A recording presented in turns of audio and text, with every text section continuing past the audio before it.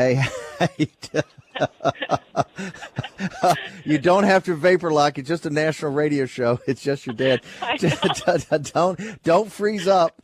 Certain Bannons have the gift of gab, and certain Bannons don't. And Captain Bannon is the stoic athletic type. Maureen, tell me about what is Army-Navy football? You and I have gone to the game. I think I might have missed once in the last 12 or 13 years since you've been at the academy. And I think you might have missed once too, but we went for I think we went for 11 years in a row and never won.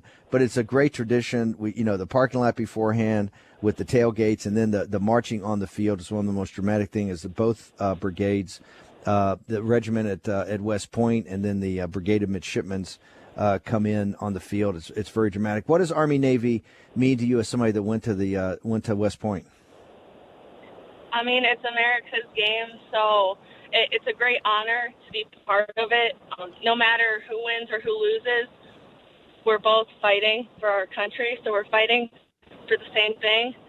But it's a great day to have a rivalry against Navy and beat them again this year, just like we did last year. Break that streak. Again, the streak.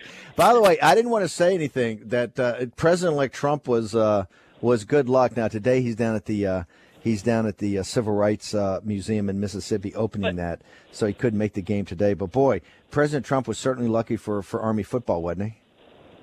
I think he was, and I think today he'll be wearing his "Make Army Football Great Again" hat and his Army football jersey. Listen, the rivalry of the two places, and that's why the Army-Navy game is so special, the fun that the two academies make of each other, etc. But since you guys both fight all the wars together, it's really camaraderie. Tell the audience, you were a volleyball player there. What I don't think people realize is that every sport or every athletic endeavor between the two academies is an intense rivalry. You guys were in the Patriot League and one of the top teams, but the Army-Navy game every year was special and probably meant more than the rest of the season. It did. I mean, every game during the season was a great game, but that Army-Navy game, that's a special game. You can't ever top that game, no matter, NCAAs. I think Army-Navy is right up there with NCAAs. For my volleyball career, but it's a special game. Intensity and emotions are high because you want to see Navy every single time.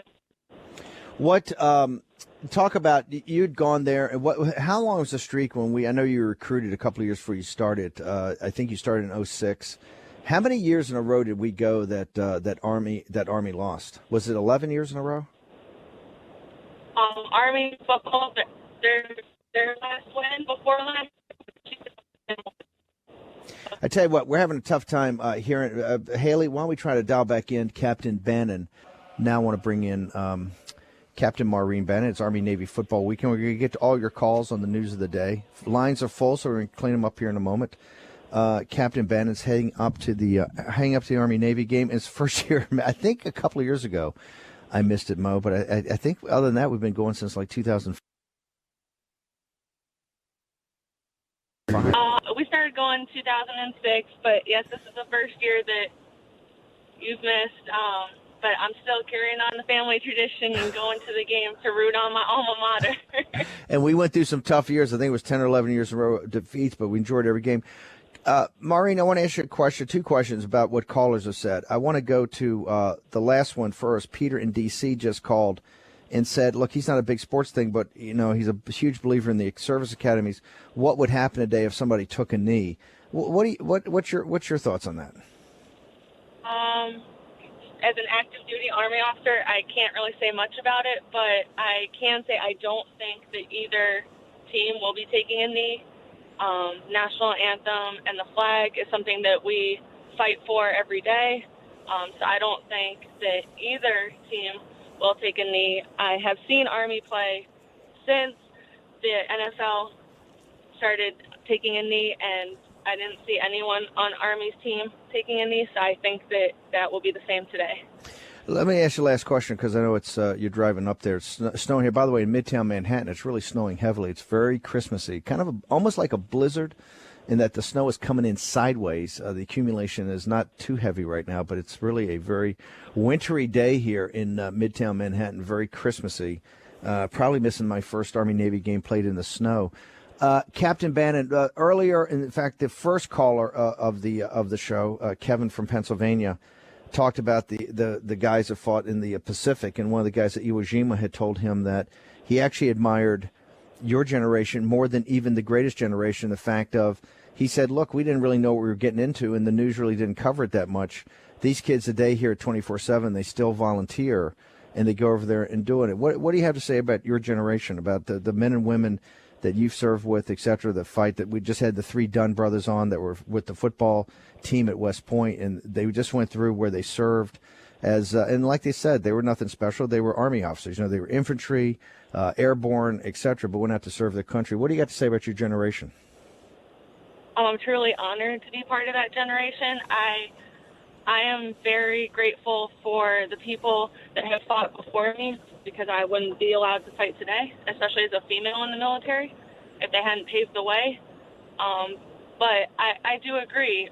I mean, my peers, we see on TV what is going on overseas, and we continuously choose to sign up, enlist, commission, and then stay in, knowing that this is the future. So I'm greatly honored. I'm greatly honored to know all the Dunn brothers and for their service to our country and their continued service in the civilian world. But I'm truly honored to be in the military. And Honey, I do want to bring up your caller, Bill, the one that went to the Air Force Academy this year. Commanders in Chief trophy will not be going home with Air Force or Navy. This is the first year since, I believe, 1996, the Air Force was shut out at home, 21-0, and Navy's not going to get a chance at this trophy either. It's great. You said it was great. Listen, honey, I'm sorry I can't be with you today, but thanks for joining us on the show. Thanks for making it so special, and I'm sure I'll text you during the game today. You can update me as I'm up here working away on the Breitbart stuff today. So, honey, thank you very much. Captain Maureen Bannon, my daughter, I'm very proud of her, and it's always a big tradition for us on this Saturday to go together and hang out down at Philadelphia or in Baltimore when it's played there at the Army-Navy game. So, honey, thank you very much. Enjoyed it. We will make America great again.